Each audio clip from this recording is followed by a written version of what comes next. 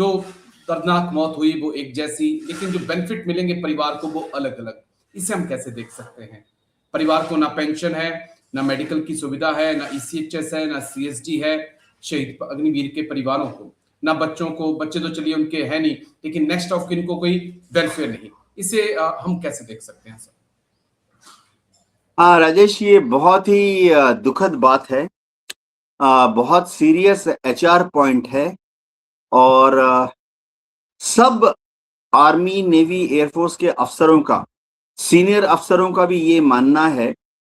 मैं senior officer बोला तो chief of army staff, chief of air staff, chief of naval staff, और काफी हद तक सीडीएस का भी ये मानना है कि अग्निवीरों को भी शहीद होने पर उनके परिवारजनों को भी वही सुविधाएं मिलनी चाहिए जो कि किसी भी दूसरे जवान को, एयरमैन को या सेलर को देश के लिए ऑन ड्यूटी शहीद होने पर मिलती है। लेकिन इसमें कुछ एडमिनिस्ट्रेटिव दिक्कतें आ रही हैं। फिलहाल भारत सरकार, मिनिस्ट्री ऑफ डिफेंस इस पर गौर कर रही है कि शहीद जो अग्निवीर हुए उनको वही सुविधा दी जाए, उनके परिवारों को वही फैसिलिटीज दी जाएं जो कि एक नॉर्मल जवान को, एयरमैन को मिलती है। लेकिन भारत सरकार का जो फाइनल बोला तो मिनिस्ट्री ऑफ डिफेंस का, वहां सारे सिविलियन होते हैं, वहां सारे सिविलियन होते हैं। यही प्रॉब्लम है। क्या डिफेंस मिनिस्टर, क्या डिफेंस सेक्रेटरी, क्या एफएडीएस बोला तो financial adviser to defence services, वो भी सिविलियन होते हैं। बहुत ऊंची पद होती है, लेफ्टिनेंट जनरल से भी ऊंची पद होती है। ये सब जो है कब फाइनल डिसीजन देंगे, और क्या वो फाइनल डिसीजन वैसा ही होगा जैसा आर्मी चीफ, एयर चीफ और नेवल चीफ चाहते हैं, हम इन।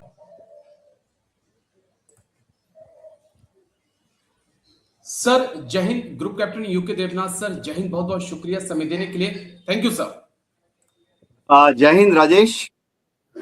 थैंक यू सर, आपने समय दिया, शुक्रिया इसके लिए। दरअसल AN-32 जोरहाट में हमारा एक प्लेन क्रैश होता है, और उस प्लेन क्रैश में हमारे 2 जमाज बहादुर पायलट और उसके साथ क्रू मेंबर्स, जिसमें कुछ हमारे अग्निवीर भाई हैं, वो भी शहीद हो जाते हैं। पहले लगा कि हादसा नॉर्मल है, कहीं चूक हुई है, लेकिन अब जो जानकारियां आ रही हैं जो वो बेहद चौंकाने वाली हैं सर। कहा जा रहा है कि 42 साल पहले इंडियन एयरफोर्स की जरूरत के हिसाब से इसको बनाया गया था। 2010 और 17 के बीच इसे अपग्रेड करना था, लेकिन 104 में से सिर्फ 65 AN-32 ही अपग्रेड हो सके, और उसके बाद जो है बाकी जो AN-32 थे उन्हें पायलट्स के भरोसे छोड़ दिया गया कि आप बहादुर हैं, इनको उड़ाइए सर। राजेश देखो, सबसे पहले तो बहुत ही दुखद दुर्घटना हुई है। एयर वॉरियर्स शहीद हुए हैं। मैं उनके परिवारजनों को मेरी श्रद्धांजलि भेजता हूं। इस आपत्ति घड़ी में पूरा देश उनके साथ खड़ा है। हाँ राजेश, आपने सही बताया कि AN-32 1984 के बाद से एक एक करके इंडिया में आने लगे। आस्ते आस्ते 1995 तक 125 AN-32 इंडिया में आए। तो इसमें कोई शक नहीं है कि जब शुरुआती दौर में वो आए तो रशियन इंजीनियर्स ने ये कहा कि ये 25 साल तक उड़ सकते हैं। तो हमने 25 साल से ज्यादा ही उड़ा लिया है अभी इसको। देखा जाए तो हमने 40 साल प्लस उड़ा लिया है। जब ये शुरुआती दौर में आए तो रशियंस ने कहा कि आप इसको 20,000 घंटे उड़ा सकते हैं जी 25 साल में। ओके। तो हमने जो शुरुआती दौर के जो AN-32 हैं उनको 20,000 की जगह करीबन 25,000 या 30,000 घंटे उड़ा लिए। जी तीसरी बात ये भी है कि जब ये शुरुआती दौर में आए थे तो रशियंस ने कहा था कि आप इसका जो अंडर कैरिज है, यानी चक्का है, उस पर आप 15,000 लैंडिंग कर सकते हैं। तो हमने उस पर 15,000 से बढ़ते बढ़ते अब जो एकदम शुरू में जो आए थे उनमें 18,000 लैंडिंग, 20,000 लैंडिंग हो चुकी है। लेकिन राजेश, मैं ये बताना चाहता हूं कि ये जो एक्सटेंशन ऑफ एयरफ्रेम दिया गया है, ज्यादा यूटिलाइजेशन हो रही है, ये सब बहुत केयरफुल मिड लाइफ अपग्रेड के बाद किया जाता है।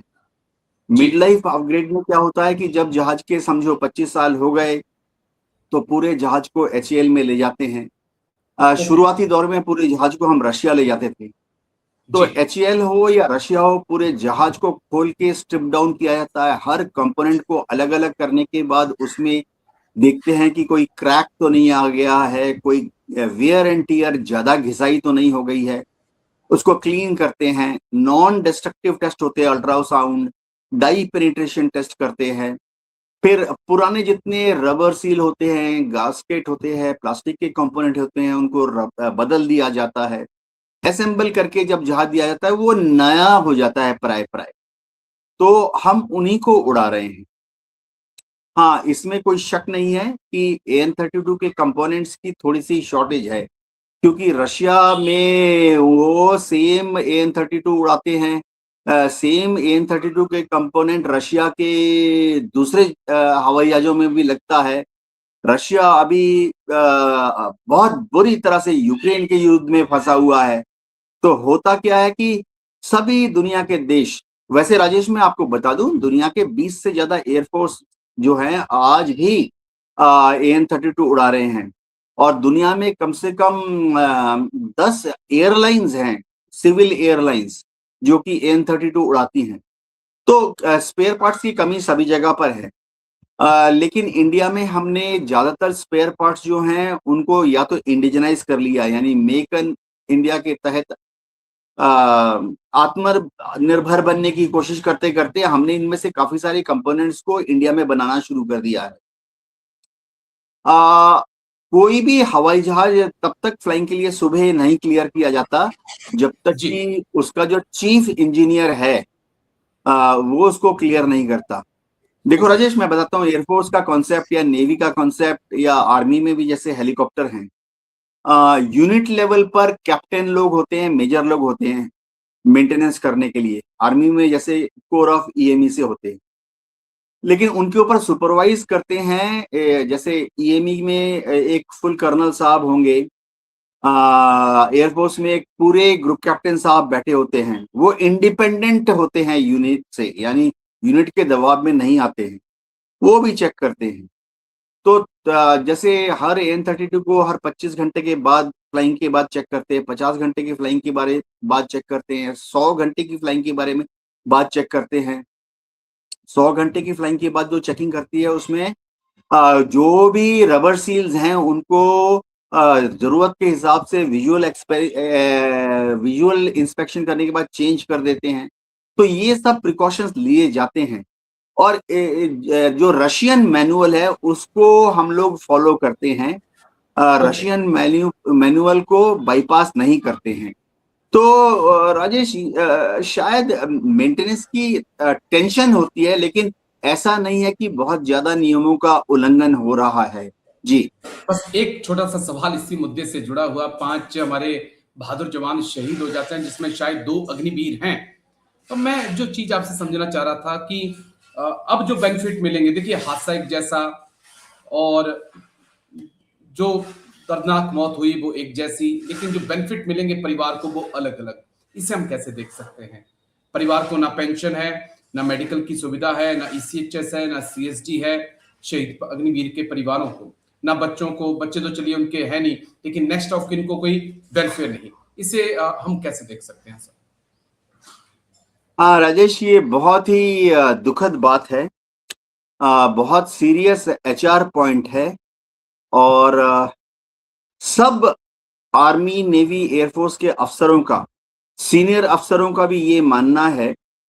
मैं सीनियर ऑफिसर बोला तो chief of army staff, chief of air staff, chief of naval staff, और काफी हद तक CDS का भी ये मानना है कि अग्निवीरों को भी शहीद होने पर उनके परिवारजनों को भी वही सुविधाएं मिलनी चाहिए जो कि किसी भी दूसरे जवान को, एयरमैन को या सेलर को देश के लिए ऑन ड्यूटी शहीद होने पर मिलती है।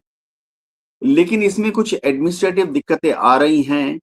फिलहाल भारत सरकार, मिनिस्ट्री ऑफ डिफेंस इस पर गौर कर रही है कि शहीद जो अग्निवीर हुए हैं उनको वही सुविधा दी जाए, उनके परिवारों को वही फैसिलिटीज दी जाएं जो कि एक नॉर्मल जवान को, एयरमैन को मिलती है।